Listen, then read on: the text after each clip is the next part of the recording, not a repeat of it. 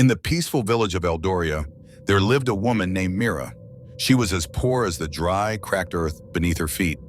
Her clothes looked like old rags, full of holes and barely covering her thin body. Inside, her heart felt like an empty shell, and her home was not much better. The roof leaked whenever it rained, and cold winds blew through the broken windows, making her feel even more alone. Mira had no bed. Every night she curled up on the hard floor like a hungry cat, trying to stay warm. Each evening, Mira prayed for a better life, hoping that tomorrow would be different. But every morning, she faced the same struggles. She worked hard to survive by collecting water for others, washing their clothes, and helping on their farms. But no matter how much she toiled, her hands always came back empty. It felt as though the world had turned its back on her.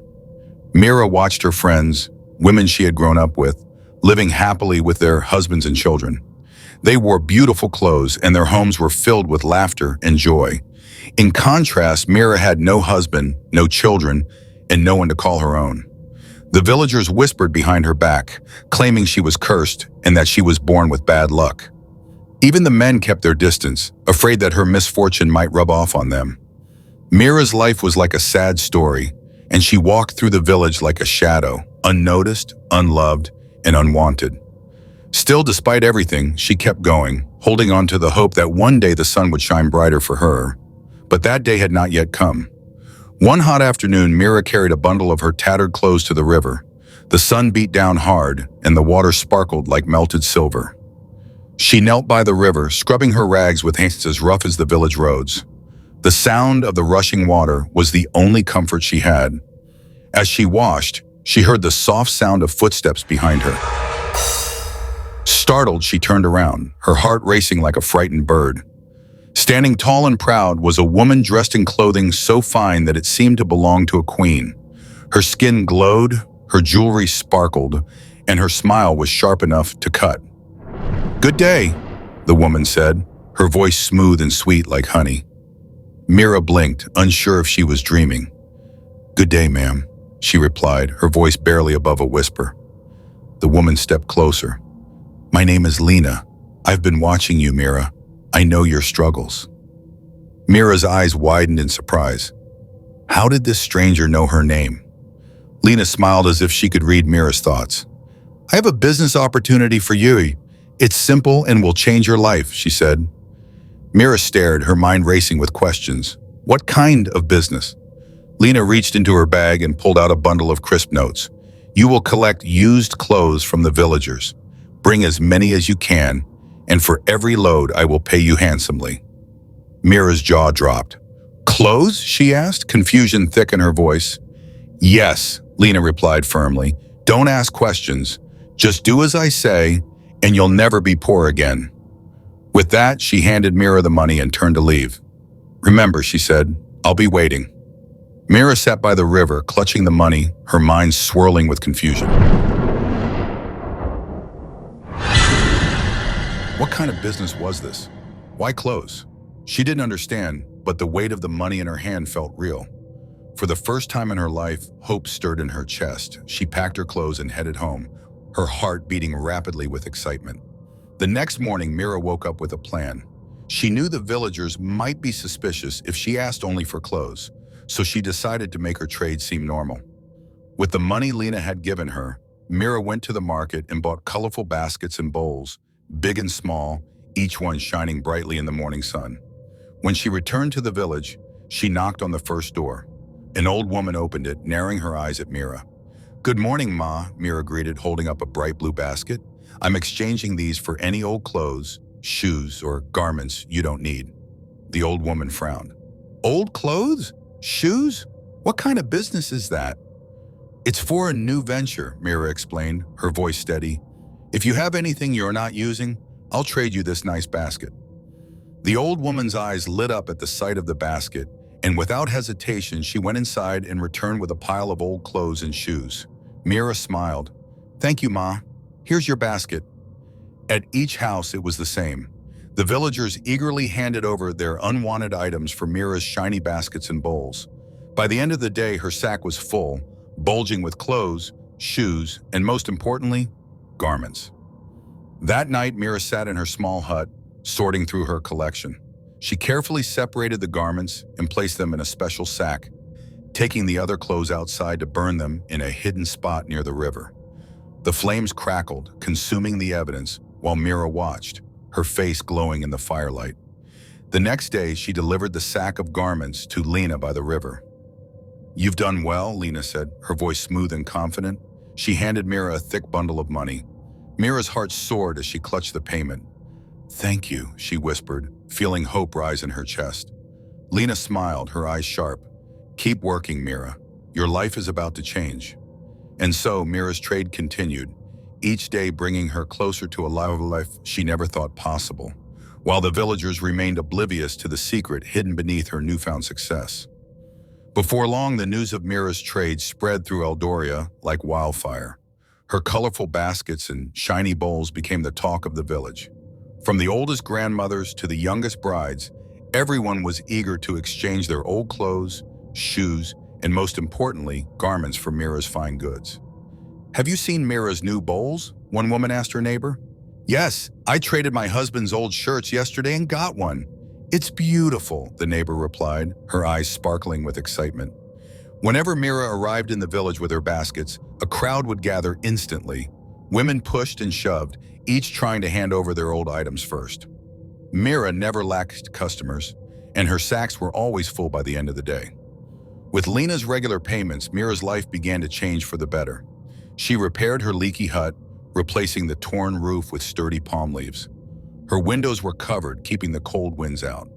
At night, she even bought new clothes, bright and colorful, like the women she once envied. For the first time, Mira could eat well, no more begging or struggling. Her days of hunger were finally over. The villagers noticed her transformation and began to talk. "Look at Mira," they whispered. "She's no longer the poor woman we knew.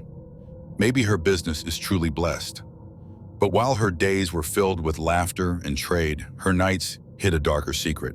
When the village slept, Mira would quietly gather her sacks of sorted garments and, like a shadow, slip through the narrow paths toward the river. Under the moonlight, she would meet Lena, who always waited with a knowing smile.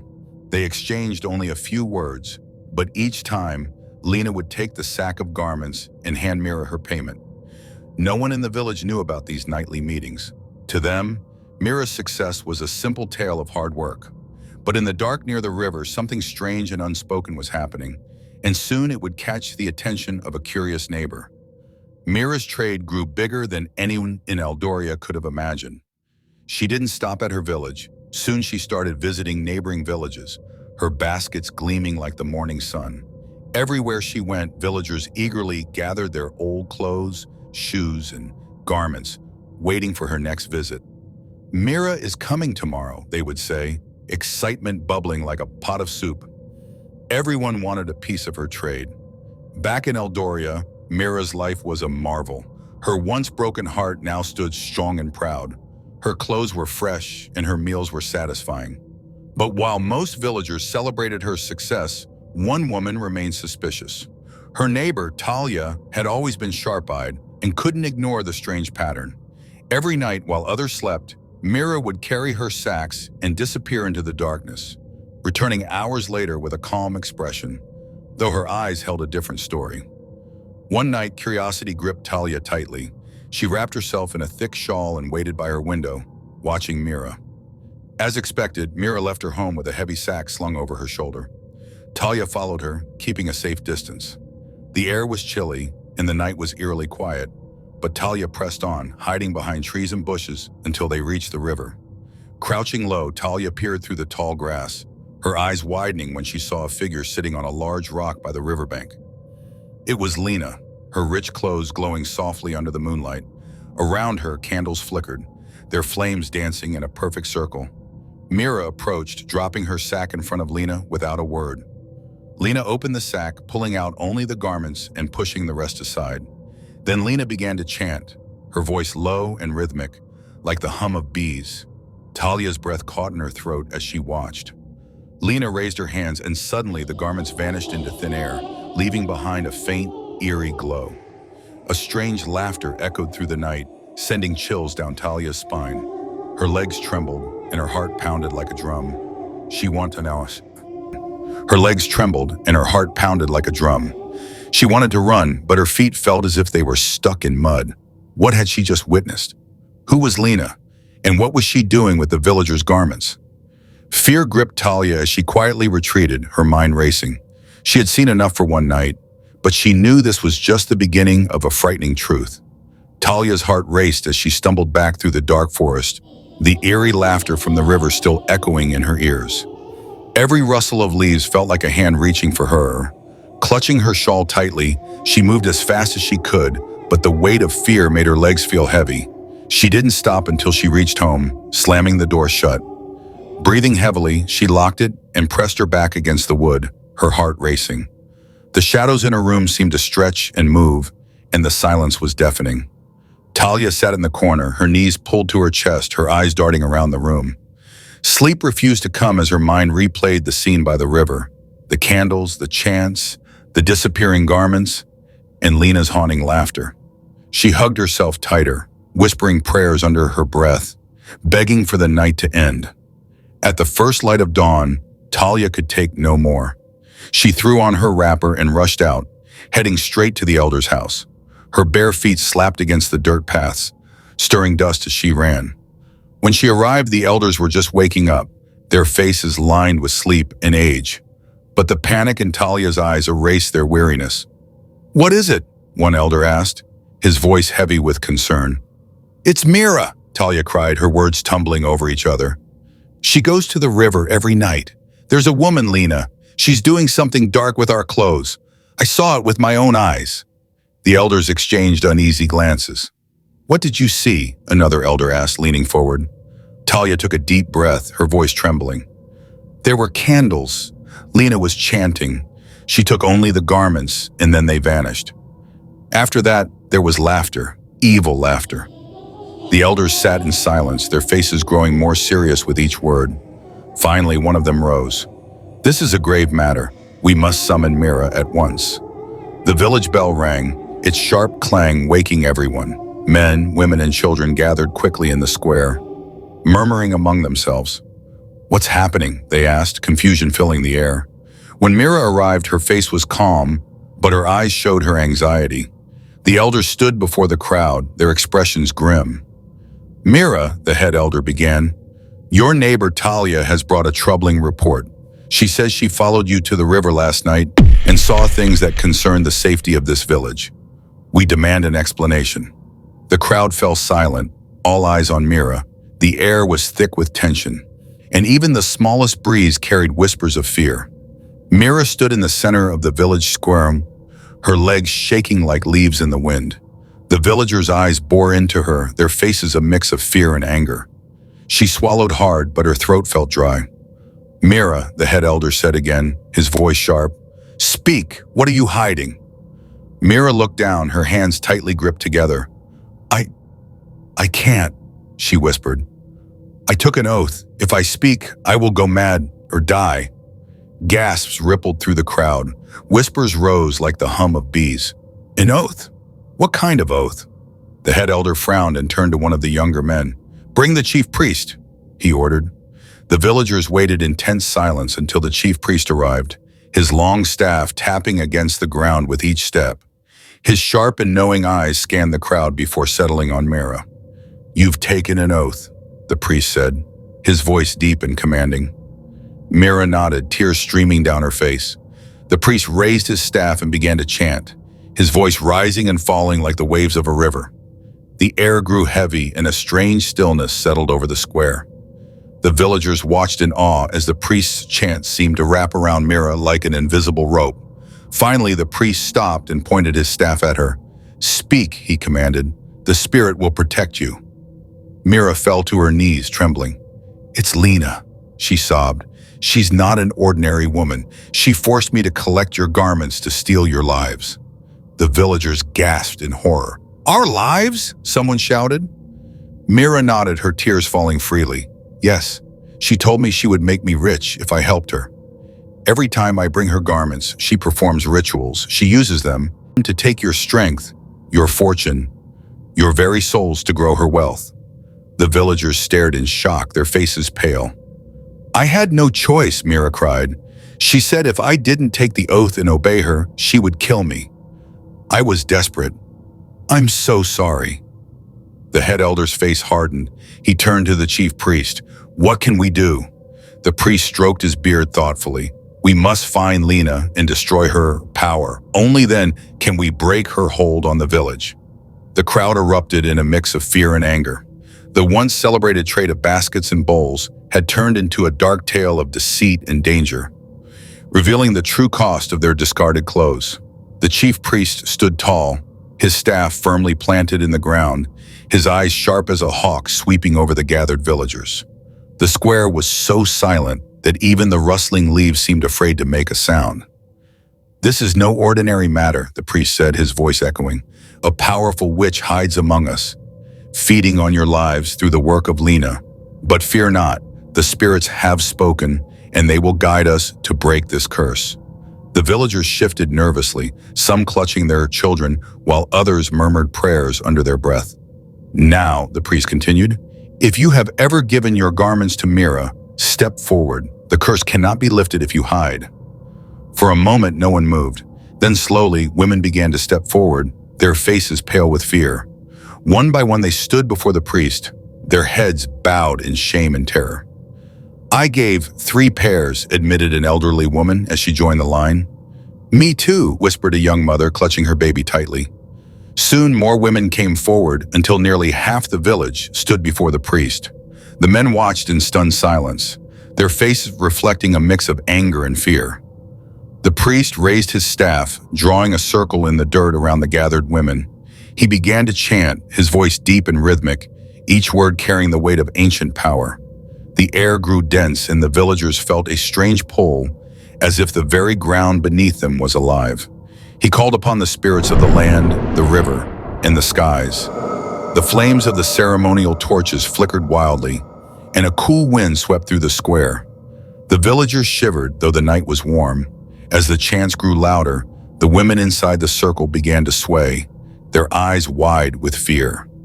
Suddenly, the priest's voice rose sharply, and the circle of dirt around them lit up with a faint, eerie glow. The curse is breaking, the priest declared, but it will not fully lift until Lena's power is destroyed. The villagers murmured in awe, but their fear remained. They knew the battle was not over. Lena, the witch behind it all, still lurks somewhere in the shadows, her dark power threatening them all. The chief priest, now armed with the full power of the spirits, closed his eyes and raised his staff high. His chants grew deeper, his words sharp like a hunter's knife. The air thickened, and a sudden gust of wind swirled through the village square, lifting dust and leaves. The villagers held their breath, their eyes fixed on the priest. She is close, the priest declared, his voice booming. Her lair lies near the river, hidden beneath the old baobab tree. A murmur rippled through the crowd. The baobab tree was a place children were warned to stay away from, said to be cursed by dark spirits. Now the truth of those old tales chilled their hearts. And we must end this now, the priest said. Her power weakens, but she is still dangerous. Led by the priest, the villagers grabbed sticks, stones, and torches, their faces set in grim determination as they marched toward the river. The once familiar path felt darker, each step echoing with the weight of their mission. When they reached the baobab tree, the priest pointed his staff at the ground. Here, he said, her coven lies below. With a nod, the strongest men began to dig. It wasn't long before they uncovered a hidden entrance, a small, dark tunnel leading underground. The air around it thick and foul, reeking of decay and magic. Bring her out, the priest commanded. 2 brave men entered the tunnel, their torches lighting the way. Moments later, they emerged, dragging a struggling figure behind them. It was Lena, her once glorious robes now tattered, her face twisted in rage and fear. You fools, she spat, her voice like the hiss of a snake. You dare defy me? You will all perish. The villagers recoiled, but the priest stepped forward, unfazed. He began chanting again, his staff glowing with a soft light. Lena screamed, clutching her head as if the words burned her. Her power was fading. One by one, the villagers stormed her lair, smashing charms, candles, and strange artifacts scattered inside. Each item destroyed seemed to weaken Lena further, her screams growing fainter. Finally, the priest raised his staff. "It is done," he said. "She is powerless." The villagers dragged Lena back to the square, where they tied her to the old tree in the center, the very tree under which the village once held its joyous celebrations. Now it bore witness to their darkest trial. "You have stolen from us," the head elder said, his voice heavy with anger. "You have cursed our people. Today your reign of terror ends." Without hesitation, the villagers picked up stones, their fear and rage fueling their actions. The air filled with the sound of rocks striking wood and flesh. Lena's screams echoed briefly before fading into silence. When it was over, the villagers stood in solemn silence. The witch who had brought so much pain was no more. The air felt lighter, and the square seemed brighter. As if the spirits themselves were relieved, the chief priest raised his hands. "The village is free," he declared, "but let this be a lesson. Evil thrives where greed and secrecy grow. We must remain vigilant." The villagers nodded, their hearts heavy yet relieved. They had won, but the memory of Lena's dark deeds would linger forever. Though Lena's reign had ended, her curse left scars on those closest to her scheme. Mira and Talia bore the weight of their choices. For Mira, her bravery came at a cost, her sight. The morning after Lena's death, Talia woke to darkness. The once bright world of Eldoria was now a void, and she cried bitterly. Mira too suffered. Her legs, once strong enough to carry sacks of clothes, could barely support her. Every step was painful, her body trembling under the weight of guilt. The villagers turned to the chief priest once more. He performed rituals, chanting and calling upon the spirits. Slowly, Talia's sight returned. Tears of gratitude streamed down her face as the village came back into view. But for Mira, the healing was not complete. Though the priest tried, her legs remained weak. Limping, she knelt before the villagers, tears falling freely. "Please," she begged, her voice cracking. "Forgive me. I was blinded by greed and fear. I never meant to bring harm to you all." The villagers watched in silence. Some felt pity, while others were still angry. Mira's sorrow was deep, but her actions had nearly destroyed them. Mira's shame grew too heavy to bear. Though the villagers no longer cursed her name aloud, their cold stares and whispered words haunted her every step. She knew she could not stay. One morning, with nothing but a small bundle, Mira left Eldoria. She limped down the dusty road, her heart heavy. The village watched her go, their faces a mix of relief and sadness. Her name became a lesson, a warning of what could happen when desperation meets deceit. Parents told their children of Mira, the woman who traded their safety for riches. While Mira left in shame, Talia stayed and was celebrated. The villagers saw her as a hero. Her courage in following Mira had saved them all. Grateful, the king's son took Talia as his wife. The village rejoiced, their hearts lifted by the union. Talia's bravery was rewarded, and she became a symbol of strength and resilience. The story of Mira and the stolen garments became legend, told around fires and under moonlit skies. Elders warned children of the dangers of greed and hidden evil. Remember, they would say, evil often comes in the guise of opportunity. Though Eldoria returned to peace, the memory of those dark days lingered. The villagers remained wary of strange trades and mysterious figures. Mira's name lived on, not as a curse, but as a reminder of lessons learned. And so, the tale of the woman who traded garments for riches became woven into the very fabric of Eldoria, passed down through generations, ensuring the village never forgot the cost of their trust. If you have been enjoying my stories, kindly follow up for more, as I will be bringing you interesting tales weekly, and don't forget to kindly share to your loved ones. Peace.